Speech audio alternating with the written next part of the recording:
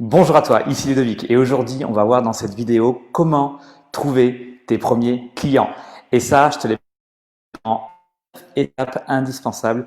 Tu vas voir, on a du contenu là de haute voltige, mais juste avant, je t'invite à nous rejoindre sur notre nouvelle chaîne YouTube ou alors sur le groupe Facebook privé L'Art d'attirer les clients premium. Allez, c'est parti.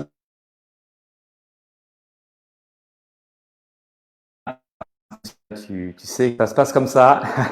On prépare des mind maps de qualité et je vais démarrer premier à neuf, hein. Tu peux prendre un stylo, un papier, un carnet de notes pour démarrer l'apprentissage. Alors, la première chose à faire, c'est de commencer. Hein, tu es entrepreneur ou tu es un salarié, tu veux te lancer.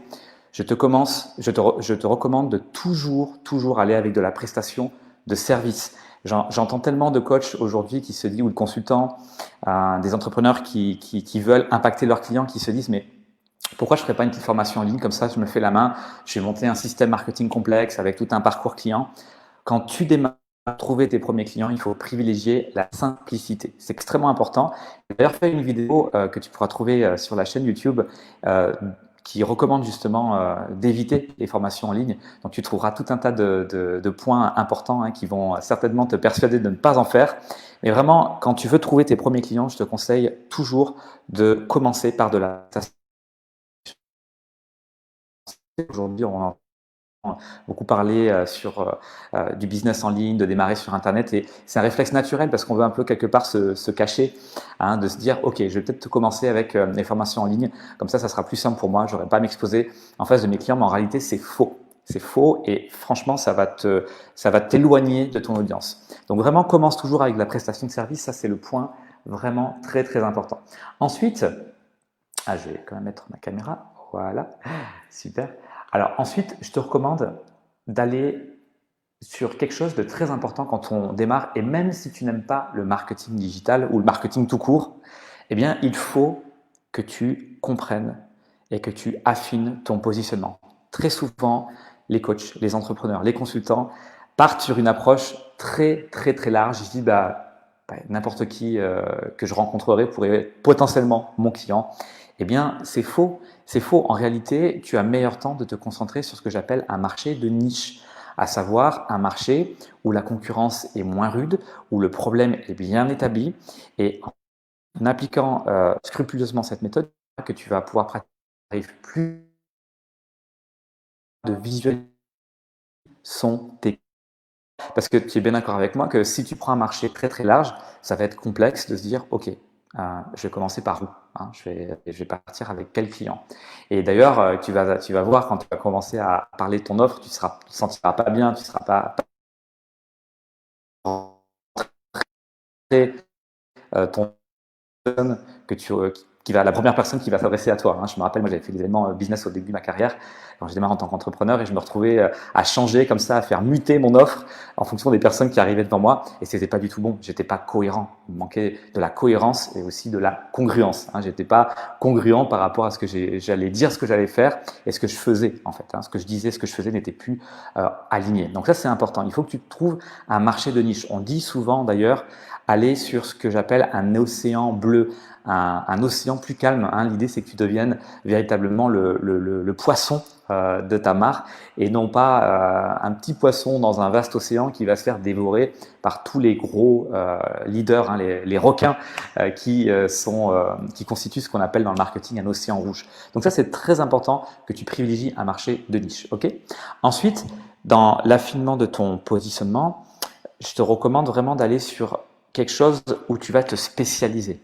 Tu vois, par exemple, un coach généraliste du business coach, du lifestyle, qui fait aussi peut-être des coachs, par exemple, eh bien, la plupart du temps, ils vont faire plusieurs choses. Hein. Par exemple, un coach sportif, il va être spécialiste de la perte de poids, il va être spécialiste de la musculation, il va faire la musculation, la perte de poids, il va aider certains athlètes à atteindre certains objectifs.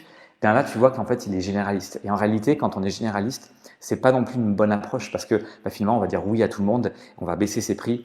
Et en fait, tu verras au final, sur le long terme, ça sera pas une bonne stratégie pour pouvoir attirer des véritables clients premium.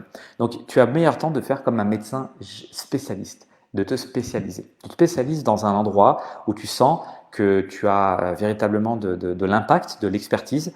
Et en faisant ça, je te garantis qu'est-ce qui va se passer, c'est que tu vas attirer naturellement des clients qui auront un problème particulier sur lequel tu seras extrêmement compétent de les accompagner. Voilà, donc étape numéro 2, vraiment affiner ton positionnement. C'est très important.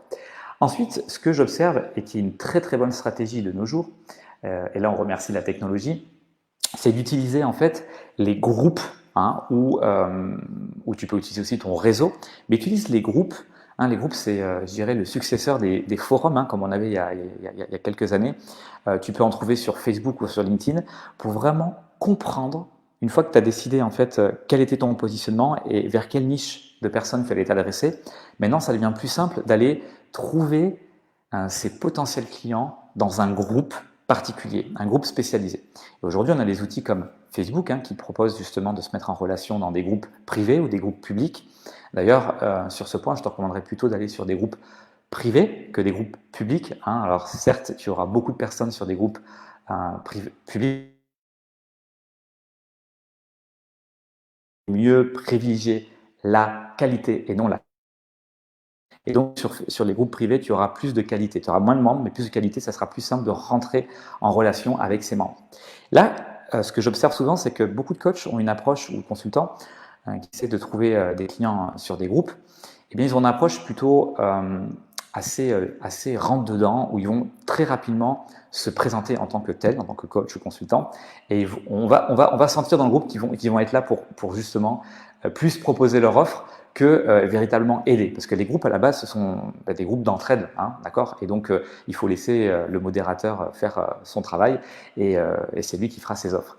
Mais par contre, la subtilité dans cette approche d'utiliser les groupes, que ce soit sur Facebook ou sur LinkedIn, très souvent, je m'aperçois que sur LinkedIn, tu auras plutôt des groupes orientés B2B, pour les entreprises, les business qui veulent gérer, dealer avec des entreprises.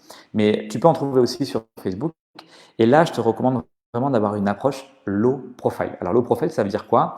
Ça veut dire qu'en fait, tu vas rentrer dans le groupe, ça comme un coach, plutôt comme un individu qui est en connexion avec la problématique. Imaginons par exemple tu sois coach en prise de parole en public et que tu te présentes en tant que speaker, tu as déjà speaké, tu as déjà eu des problèmes de parole en public, de prise de parole en public, et que tu partages. Et en réalité, l'idée aussi, c'est de pouvoir aider un maximum de personnes. Tu vas parcourir en fait le fil du groupe, tu vas t'impliquer dans le groupe. Tu vas commencer à commenter, tu vas liker des contenus, tu vas partager, repartager du contenu. Et en fait, à un moment donné, tu vas devenir assez rapidement une personne omniprésente de référence dans le groupe. Et c'est à ce moment-là que tu vas pouvoir être légitime, justement, de rentrer en connexion en privé, parce que sur Facebook, c'est assez simple, on peut rentrer en privé, mais c'est pareil sur LinkedIn, on peut faire une demande de connexion, on pourra ajouter la personne. Et c'est là que tu vas pouvoir, justement, te déployer pour rentrer en contact. Et d'ailleurs, que je te recommande, c'est de proposer un appel téléphonique avec la personne avec qui, là où les personnes avec qui tu rentres en contact. Et comme ça, tu vas pouvoir non seulement en groupe, mais aussi pendant ces appels. Pendant ces appels, l'idée, c'est pas de tout de suite proposer ton offre. L'idée, c'est de discuter, enclencher une relation, tisser un lien, et en se disant que peut-être parmi ces personnes, eh bien, tu auras des clients potentiels, mais dans l'immédiat, l'objectif, c'est vraiment de comprendre quelle est leur douleur numéro 1, leur problème numéro 1. Tu sais, si tu regardes mes vidéos, j'en parle très souvent, si dans un marché, s'il n'y a pas de problème, de pain point numéro 1, il n'y a pas de solution. Tu ne vas pas pouvoir construire ta solution, tu ne vas pas pouvoir apporter ton aide s'il n'y a pas de problème. Donc l'idée, c'est bien de comprendre quel est le problème émergent là, de ces personnes qui sont très utile pour pouvoir affiner ton marché. Tu sais, dans les techniques modernes de marketing, enfin, je dirais classique plutôt de marketing, on prend souvent l'utilisation de sondage, d'accord, de sondage marketing. Mais en fait, pour moi, il n'y a rien qui remplace une conversation, une puissante conversation entre deux personnes, et avoir en face quelqu'un qui peut être ton potentiel client, eh bien, c'est un très très bon point de démarrage pour justement comprendre quelle est sa douleur. Donc ça, c'est le point numéro 3. Utilise les groupes ou ton réseau pour comprendre le problème numéro 1 de ton marcher. D'accord? Dans petite note sur les personnes de ton réseau, tu peux utiliser, donc tout le monde a un réseau, hein, on a tous un réseau existant. Tu peux utiliser justement des personnes, par exemple, de ton réseau classique.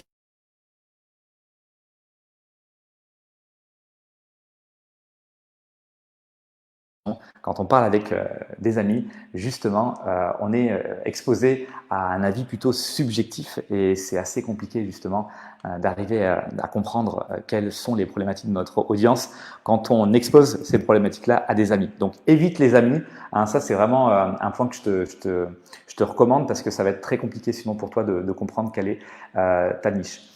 Alors ensuite, il y a une étape très importante qui malheureusement est souvent omise quand on se lance, quand on veut obtenir son premier client, c'est de travailler son offre.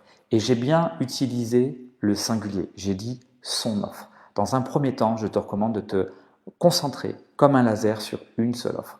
Parce que c'est assez simple, c'est mathématique. Si tu démultiplies le nombre d'offres, tu vas voir ça va être beaucoup plus complexe pour toi de pouvoir proposer en fait tes services. En réalité, tu penses naturellement que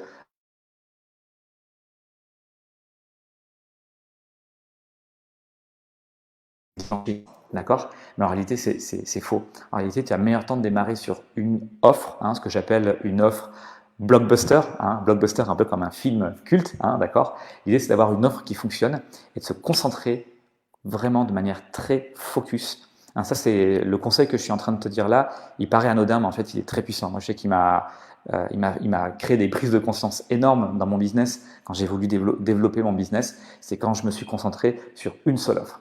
Et là, ce que je te recommande de suivre comme approche pour trouver tes premiers clients, c'est de ne pas faire comme tout le monde.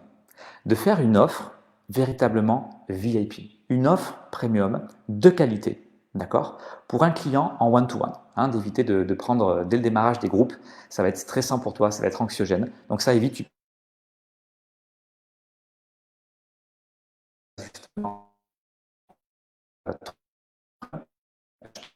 avec ton client, proposer une offre de transformation. Hein, par exemple, si tu es un coach sportif, hein, je reprends cet exemple, si tu es coach sportif, tu peux très très bien vendre un pack de transformation. Ne fais pas des petits packs, ne fais pas à l'heure, vends carrément une transformation sur 3 mois, sur 6 mois, sur 12 mois. Pareil, quand tu es consultant, pourquoi faire juste de la prestation sur quelques heures alors qu'en réalité, tu peux faire de la prestation sur du long terme, d'accord? Tu peux faire par exemple une immersion d'une journée. Ça fonctionne très bien. C'est ce que j'appelle un VIP Day. D'ailleurs, on a aussi sur YouTube, on aura des vidéos qui vont venir sur ce sujet.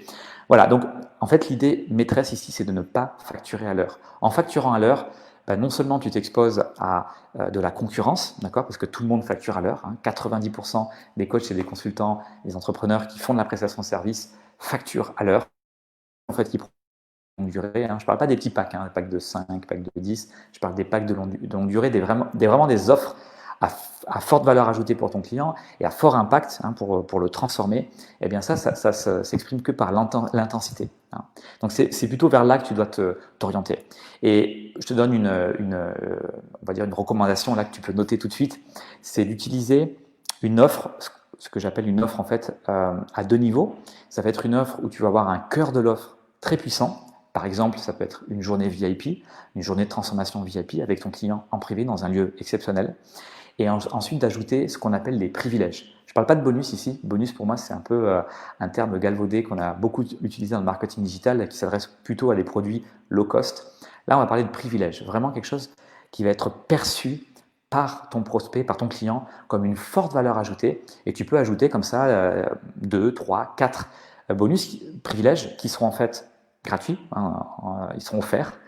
Bien sûr, on fait le prix de ton offre, ça c'est OK, mais ils vont donner une forte valeur perçue. Tu les sors comme ça, comme étant des. Je te prie de croire qu'en réalité, ça va valoriser ton offre. Et tu peux comme ça démarrer avec des offres à 1 000 euros, à 2 000 euros, 3 000 euros. Bien sûr, si tu es débutant, tu ne vas pas démarrer tout de suite, ou ça va dépendre aussi de ton niveau de confiance, ça va dépendre aussi de ton expérience précédente, de tes expériences précédentes, mais tu vas pouvoir démarrer, par exemple, si tu démarres de zéro, tu n'as pas trop confiance, je te dis, tu peux démarrer avec des offres comme ça, bien packagées, à 1 000 euros, sans aucun problème. Alors, du coup, C'est quoi la cinquième étape? Ensuite, la cinquième étape, c'est ce que j'appelle infuser ton personal branding. En fait, très souvent, j'observe des coachs ou des consultants, tout de suite cherchent démarrage, je dis bien au démarrage, à faire un peu comme des coachs connus ou des consultants connus. Et ils vont, par un phénomène de mimétisme, regarder ce qu'ils font, ils vont faire la même chose. Par exemple, je sais qu'il y a un coach récemment que j'ai accompagné qui m'a dit Tony Robbins, en fait, il a un énorme site, il fait beaucoup de choses. Et en fait, moi, je vais faire pareil. En réalité, tu n'es pas Tony Robbins, tu n'as pas, actuellement, si tu démarres, bien sûr, la même progression que lui. Et pour démarrer, donc là, c'est très important que tu écoutes ce que je suis en train de dire. Pour démarrer, il faut que tu bases tout sur ton personal branding, sur ta marque. En réalité, au niveau marketing, c'est beaucoup plus rapide de développer un personal branding, donc une marque personnelle qui est toi. C'est toi, en fait, ta propre marque, qu'une marque de renom comme Nivea, comme Nike. Il faut à peu près entre 5 et 10 ans pour développer véritablement une marque, d'accord, digne de ce nom, pour qu'elle soit connue internationalement, alors qu'un personal branding, c'est beaucoup plus court, en l'espace de 6 mois, 1 an, très très puissant. Moi, par exemple, en fait, c'est mon prénom et le nom, mon nom de famille, c'est mon personal branding, c'est Ludovic Marchand, voilà, et c'est ça qui fait mon ADN, ma singularité. Donc vraiment infuse ton personal branding. Tu peux donc justement utiliser voilà, ton nom vraiment à toutes les sauces. C'est ça qui va être ta propre marque. Photo professionnelle, va voir un photographe professionnel pour faire une photo pro, vraiment où tu sois mis sur ton meilleur visage, vraiment avec par exemple, va voir un portraitiste qui te fait une super photo. Prends l'habitude d'avoir un branding avec des couleurs déterminées. Essaye d'utiliser, par exemple, si dans le B2B, des brandings assez forts, par exemple avec chemise blanche, un costume avec une couleur spéciale ou un tailleur pour les femmes. Quand tu es plus dans le B2C, peut-être tu peux utiliser des vêtements un peu plus colorés, un peu plus, je dirais, extravagants.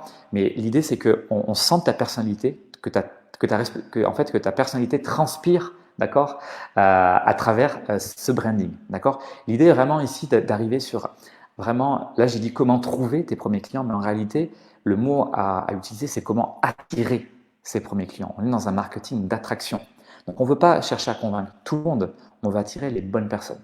Et en fait, tu es ton propre outil marketing, c'est toi, ton image, qui va le faire. Donc c'est très important de soigner justement ton apparence, ta marque, ta propre marque à toi, et de trouver par exemple des couleurs type, moi par exemple en général, donc là c'est intéressant parce que dans cette vidéo, mon branding classique où j'ai une chemise blanche et un costard bleu, mais en réalité c'est mon branding, ça c'est mon branding, c'est vraiment là où j'apparais dans la plupart de mes vidéos ou de mes événements. Voilà, donc ça c'est très très important. Alors ensuite, vérifie si ton offre peut convertir, d'accord.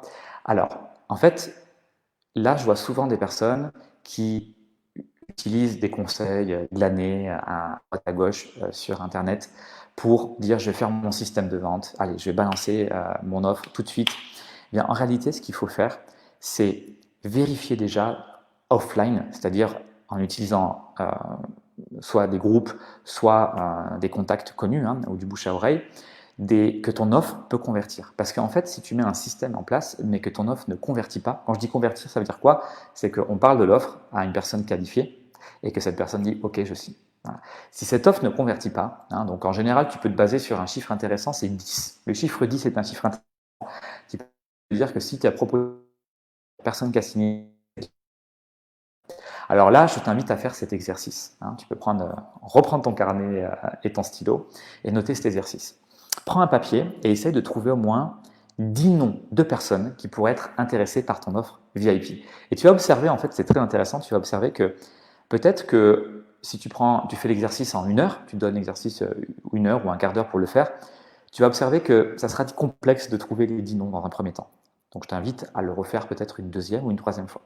Mais si tu t'aperçois qu'au bout de 3 fois, tu n'arrives toujours pas à avoir 10 noms dans ton entourage, d'accord, de personnes que tu connais ou ce que tu auras à collecter comme information sur Internet, sur les groupes notamment, ou réutiliser des listes existantes si tu as des listes existantes de contacts, tu vas t'apercevoir qu'en fait, en réalité, ton offre, elle n'est pas bonne.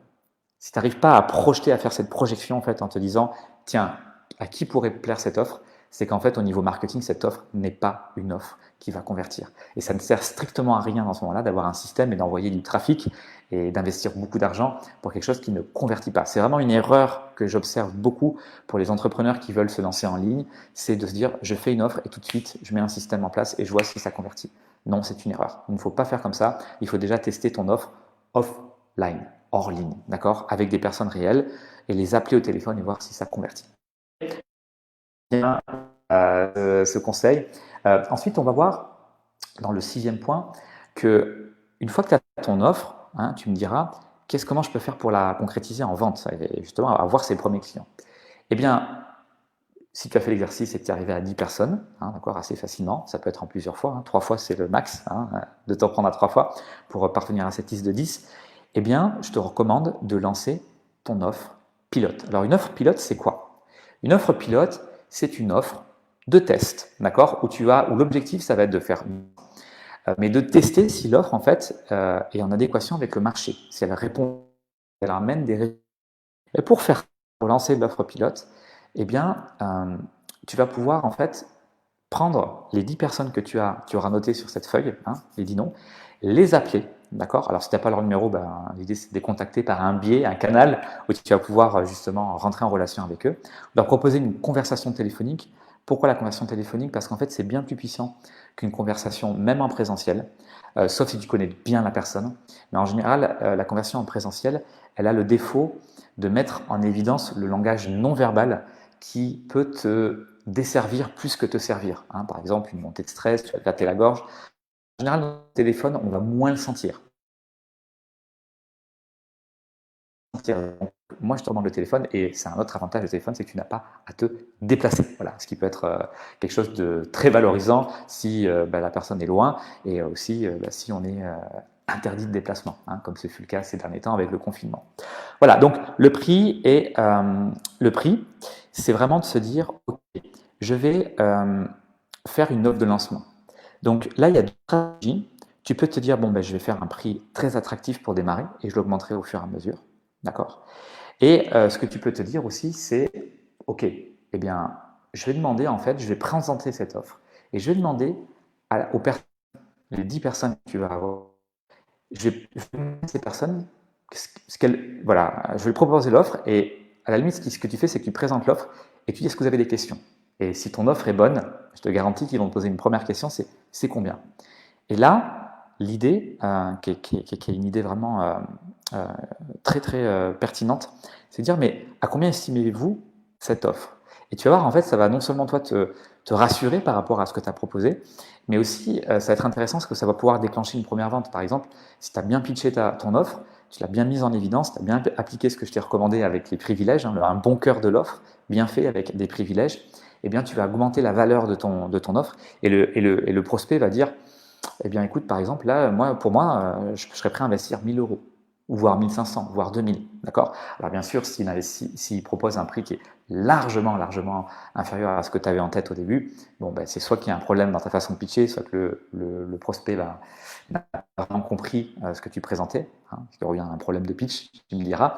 Mais en réalité, voilà, c'est important de se dire que là, il y a un problème au niveau du prix et qu'il va falloir affiner. Enfin, au niveau de l'offre, il va falloir affiner. Ou de la personne qui n'est pas qualifiée. Ok? Donc, lance ton offre pilote. Ça, c'est très important. Ensuite, quand tu as fait ça, tu vas faire ton offre. Eh bien là, souvent, ce que j'observe, c'est que beaucoup de personnes oublient l'objectif. C'est pas que faire un client. L'objectif, c'est de faire l'offre, comprendre si elle marche, 2, récupérer des premiers témoignages, 3, et des résultats, et une étude de cas. C'est en fait ça qui va te permettre justement après, par effet ricochet, d'obtenir des nouveaux clients. Parce que dans le titre de la vidéo, j'ai dit comment trouver tes premiers clients, pas ton premier client, tes premiers clients. Donc en fait, l'idée, c'est que tu puisses créer de la preuve sociale que ce que tu proposes sur le marché a de la valeur, qu'il y a une personne qui en parle. Et donc là, tu peux faire, typiquement, par exemple, si tu proposes dans ton offre une journée entière d'immersion, tu peux prendre ton smartphone, hein, reste simple, hein, n'invite pas un caméraman professionnel dès ta première journée, prends juste ton smartphone et tu peux demander à la personne à la fin de la journée, en général c'est bien quand elle est encore vraiment sous l'effet galvanisant de ton offre, elle va se dire ok, je le fais, voilà, tu proposes en fait vraiment un témoignage. Ça va te permettre d'avoir de la crédibilité. Hein. Et ensuite, ce qu'il faut faire une fois qu'on a ça, on reprend son offre, là c'est 10, mais on va aussi on peut demander à son client, bien, par un principe que j'appelle le principe de cooptation, on peut demander à son client, ben, tiens, vous êtes content, eh bien, est-ce qu'il y aurait d'autres personnes de référer hein, justement ton service, de référer en tant que bon prestataire. Eh bien, ça fonctionne très très bien. Et d'ailleurs, moi, ce que j'utilise, c'est en fait, typiquement d'aller avoir ce que j'appelle un bonus de cooptation. Si jamais un client est intéressé, ben, il me propose un client, il me référence un client, et ben, je vais lui donner par exemple 10% de l'offre, hein, du montant de l'investissement de l'offre. Comme ça, ben, lui, il sera intéressé de le faire. Et en même temps, tu comprends bien que quand tu as une offre référencée, enfin quand tu as un client qui est référencé, c'est beaucoup plus facile pour toi en fait. Tu n'as plus besoin de faire des efforts marketing colossaux. Et en fait, en général, j'ai remarqué quand on est référencé, on a des clients qui sont de la même trempe, je dirais, que les clients qu'on a coachés ou qu'on a accompagnés. Donc c'est très intéressant en fait, c'est très puissant comme approche. Donc voilà, un client qui peut être référencé. Sinon, tu peux utiliser toujours la liste des 10 hein, et de reprendre jusqu'à avoir 5 clients réguliers. Prends cet objectif de 5 clients réguliers avant de passer à la prochaine étape, qui est la suivante. Les prochaines étapes, en fait, c'est de développer un système marketing en ligne pour attirer de nouveaux clients. Alors cette étape-là, en réalité, c'est une étape qui va te permettre de monter en compétence, en puissance dans ton business et de scaler, hein, comme on dit en anglais, de scaler, monter en puissance. Mais très souvent, voire trop souvent, je vois des coachs ou des consultants qui démarrent tout de suite sur ça, qui mettent en place leur système. Et c'est long et laborieux, et si l'offre ne convertit pas, ben, c'est des efforts faits pour rien du tout. Donc, sois intelligent, fais en sorte que tu puisses mettre en place ton système en ligne après.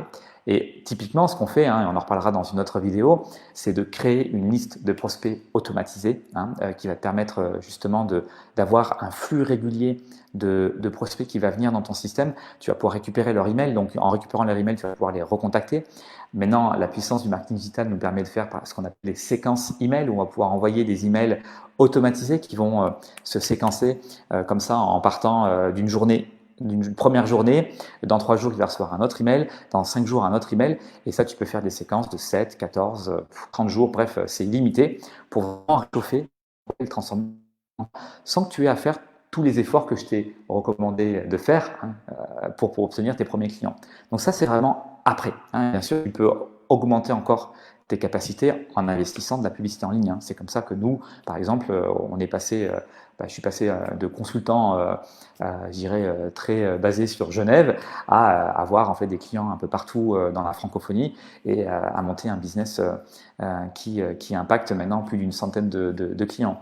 Donc ça, c'est vraiment une étape très importante, mais elle vient après hein, pour trouver tes futurs clients. Donc prends en considération tous ces points, donc je vais y revenir. Hein.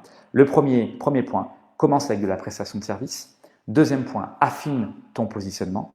Troisième point, utilise les groupes et ton réseau pour comprendre le problème numéro 1 de ton audience. Ensuite, mets en place ton offre VIP, hein, étape extrêmement importante.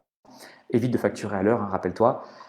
Crée et infuse ton personal branding, ça c'est fondamental. Vérifie si ton offre convertit, hein, si elle transforme, s'il y a des personnes qui veulent signer offline hein, avant de démarrer ton système. Lance ton offre pilote, hein, comme je te l'ai dit, où tu peux avoir un prix plus attractif hein, pour te lancer, pour vraiment faire cette première étape qui peut être complexe parfois hein, pour les coachs et les consultants par rapport à un syndrome de l'imposteur sur la vente, où on n'est pas à l'aise avec la vente. Lance ton offre pilote, collecte tes premiers témoignages, itère jusqu'à avoir 5 clients et là, ensuite, tu peux avoir un système marketing pour monter en puissance. Voilà, c'était Ludovic Marchand. Je t'invite, si tu veux aller plus loin, avoir des conseils encore plus précis sur ce sujet de comment trouver tes premiers clients. On offre en fait une session stratégique à chaque personne qui prend le temps de justement cliquer sur le lien. Hein, tu trouveras un lien, là il y aura mon assistance qui va mettre un lien soit sur la vidéo YouTube, soit sur le groupe L'Art d'attirer les clients premium pour pouvoir prendre une session stratégique avec une personne de mon équipe ou moi-même pour justement comprendre en fait là où tu en es, ta situation actuelle, là où tu veux aller et te donner des stratégies avancées pour que tu puisses mettre en place ce que je viens de dire là dans cette vidéo. Je te souhaite une très belle journée, c'était Ludovic, à ton prochain client premium.